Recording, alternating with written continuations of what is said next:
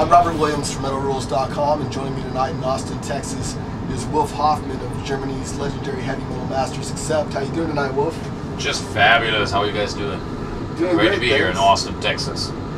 So this current Teutonic Terror tour is a great package for fans of German metal or fans of metal, period. I know Mila from Creator has stated in the press that ACCEPT were one of his early influences. Were you aware of Creator in the 80s during your initial heyday? Give me your take on the music of Creator and how you've enjoyed touring with those guys so far.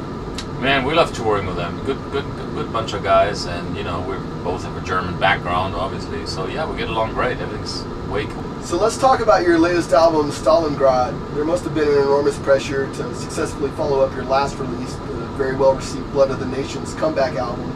How are you guys able to bounce back with a follow-up album so quickly? Where did you guys find the time to write the new material? You know what?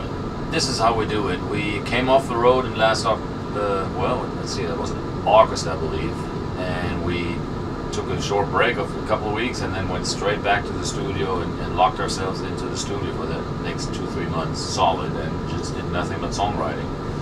We never really have a bunch of songs that we already have written. We usually write everything fresh when it's time to get a new album together, basically, you know. So we never write on the road either.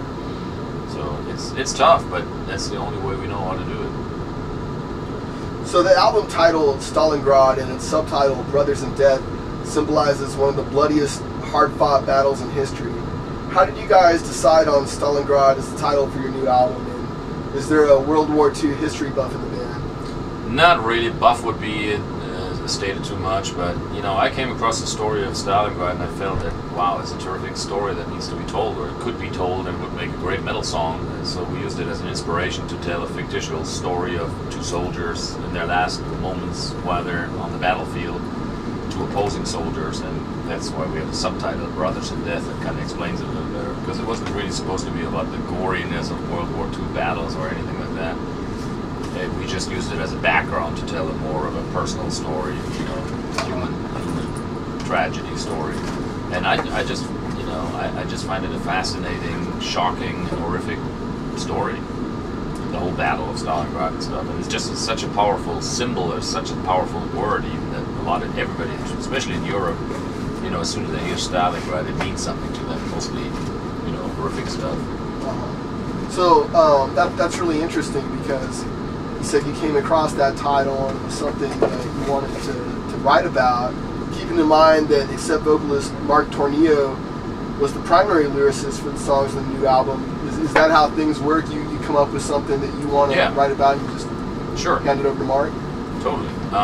That's, you know, the way we always write is everything's usually just based on music, riffs and stuff, first and foremost. And Peter and I usually do that first. We kind of get together for weeks at a time, months at a time, and just sort of bounce ideas back and forth and crank riffs and change riffs and stuff. And then eventually we come up with a basic song idea. And a lot of times at that point we already know what the chorus will be like. And in the case of Stalingrad, that was one of the first songs we've written. And then we give that idea to Mark, and he just sort of fleshes out the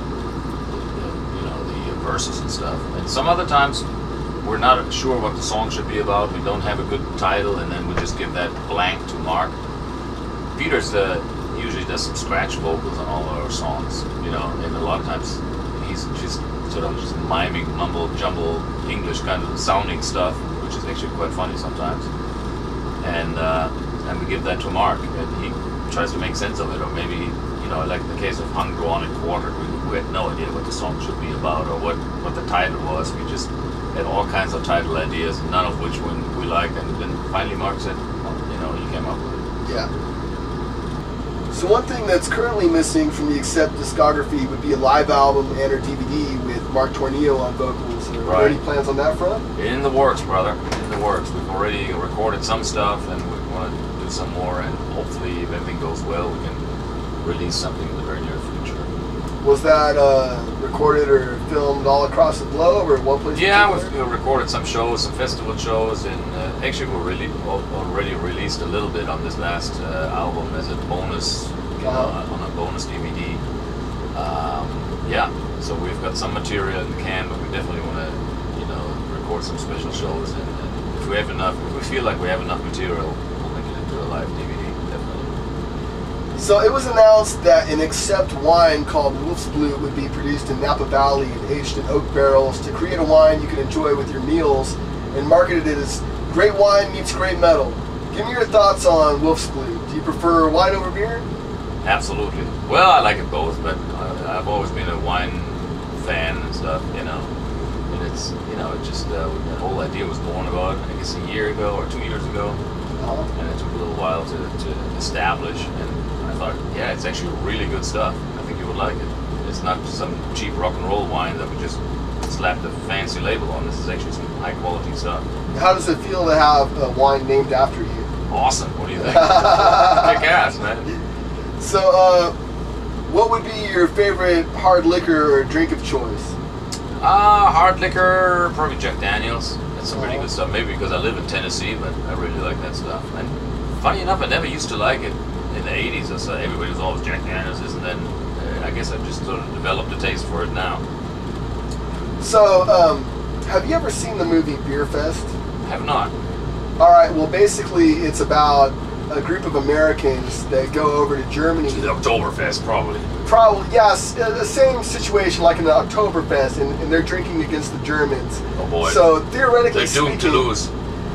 Let's say Accept was taking on Pantera, because we got to represent Texas here. Who do you think would win? Germans always. Actually, it probably depends on the stuff. I mean, it was we grew up drinking all kinds of nasty stuff as you know, kids in Germany, beer, and especially that schnapps stuff. Yeah. Every time I remember American guys that we met in Germany, we always, hey, you gotta, you know, we always got them into the pub and presented them some of that German clear schnapps, which is totally different from your peppermint stuff that you call schnapps over here.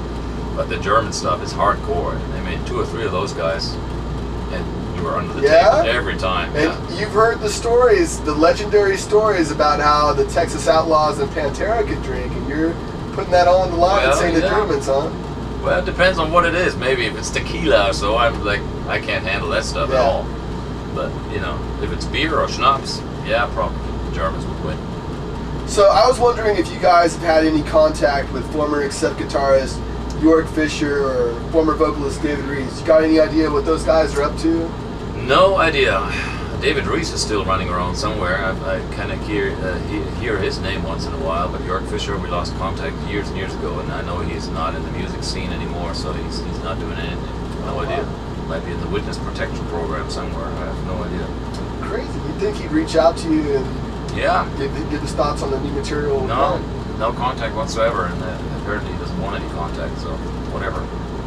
Accept is definitely recognized as being one of heavy metal's most respected and revered elder statesmen, alongside bands like Priest, Statesman, I like that. Maiden, Black Sabbath, with players like Lemmy from Motorhead or Alice Cooper pushing 70 and still continuing to rock. Do you give much thought to how long you guys will continue to record and tour as Accept? I think we've got a good few years ahead of us. I mean, we're a generation or half a generation behind all these guys, so that's good. We're not, quite the age of Lemmys and the Scorpions and all these guys, Yeah. Because we were all born in the late 50s, early 60s. So that, I think we're doing pretty good. So the best is yet to come, brother. So what's next for Accept? Well, this tour is actually going to continue all the way into December. We're going to go after this Creator thing is going to go on for a few more dates, and then we're going to do some headlining shows here in the U.S., and after that we're going to attack Europe for about a month.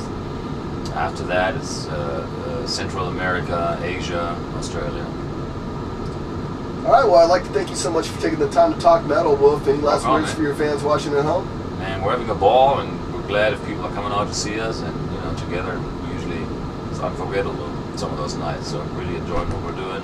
Looking forward to doing it again tonight, man. Thanks a lot, Wolf. You bet. Very cool.